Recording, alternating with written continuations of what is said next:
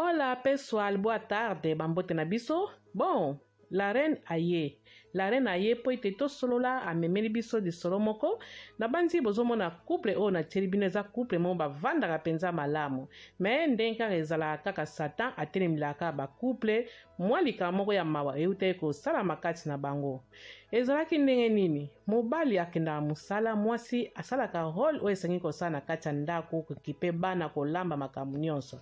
Sikoyo ezalaka soki mobali awuti mosala omona ye azwi kaka sapato abwaki na couloir, azwi manto na ye abwaki na se wana. Mobali sikoyo akomaki kosala makambo na kanai me mwasi abandaki komona yango eza kanai te, abandaki komona yango ke te ekozalaki mobali amona ndenge akendaka mosala ntango ayaka mpenza kase.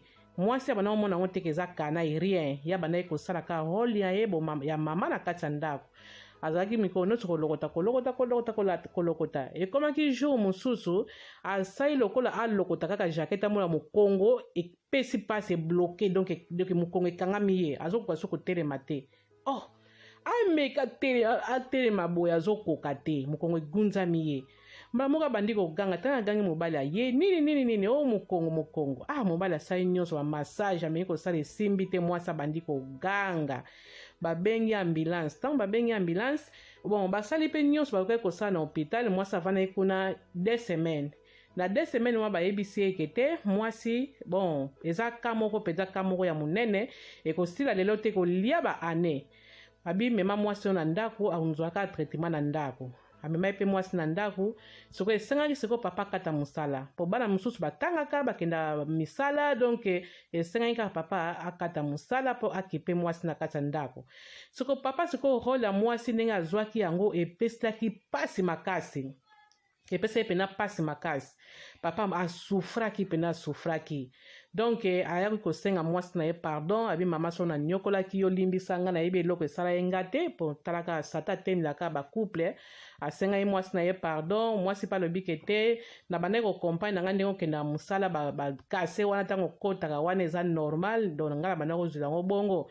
Mobali alobi ke otelimbisanga pena mama apa akutu kolemba me nayebi te eloko ebandaki kosala nga mpenza me mama tokosambela kaka nzambe akosunga oyo ozoka na yo malamu.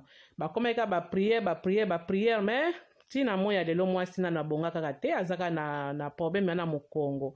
Soko mobali toujours avana na ndako mwaya tsala lisusu eza te. Yango wana sikoyo abengaki la reine Nzinga alobi pesa pe conseil po makambo oyo eza kaka mpa na ngai te, peut-être mpe ekokuta mpe na bato mosusu, ekosunga mpe bato oyo nano basi na bango baza na basante malamu, oyo bana bango mpe baza na basante malamu. Po likambo ekutamini mwasi na nga ekoki mpe kokutana mpe mutu nyonso po toza bato. Ekse wana kogunzama kosala bidoki ezalaka mabe makasi. Ntango ozogunzama fo otalaka mpe na YouTube wana oyebaka ndenge nini ya kolokota iloko, ndenge nini ya kotelemila po kolokota iloko ezaka te fo gunzama kamba moko zwi osali boy. Eza pe na batrik nango tango lingo lokota iloko osali lokolo fukami otelemi pe balakisaka yango. Yango papa na lobi oyo nazalika kopesa batu conseil oyo po ete nayebi ke acte oyo esami pai na ngai bapapa ebele baza na mitema wana mpenza ya konyokola basi na bango. Yango wana ngai napesi bango conseil. En tout cas soki ke mwana mwasi na ndako na yo kutami na mobali moko asala makambo lokola nga nde na bandaki kosala mwasi na nga, talaka pe ba YouTube komona pe baotsa bamindele bazopesa baconseil ndenge nini okoki kolokota biloko, ndenge nini okoki kogunzamela po ete problème oyo ezwi mwasi na nga ezwa su mutu mosusu te.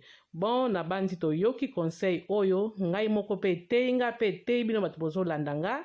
Na bandi bosabone po ete mbala nsima bozwa basurprise oyo la reine Nzinga abombeli bino. Ok, merci, nalingi bino mingi. Bye yo.